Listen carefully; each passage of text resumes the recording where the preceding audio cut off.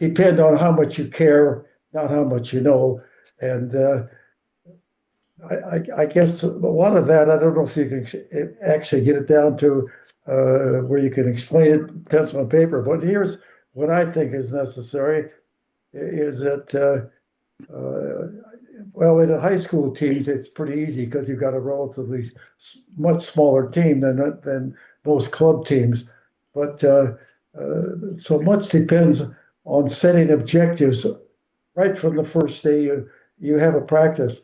In other words, if you think you can win the state championship and believe you can win the state championship, you let them know, and you let them know it's going to be dependent on each and every one of you guys to set goals for yourself that are going to be much higher than anything you've operated at up to this point.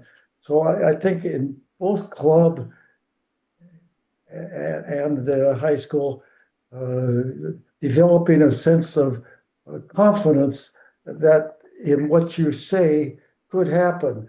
Because if you can get a person to believe in you and in what they're doing, that's paramount.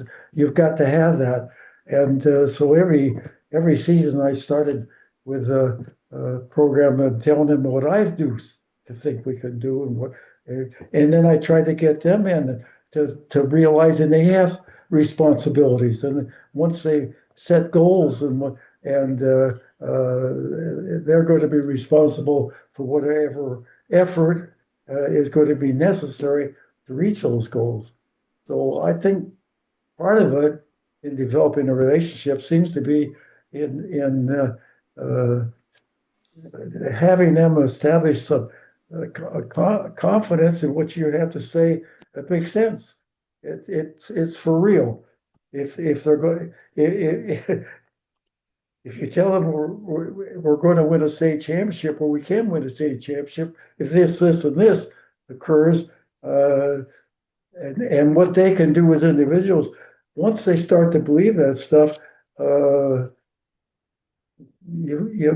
that's the main thing. If you tell them a bunch of stuff that's not going to happen and a bunch of things they can't do and aren't going to attain, the confidence isn't going to be there and they're not going to develop.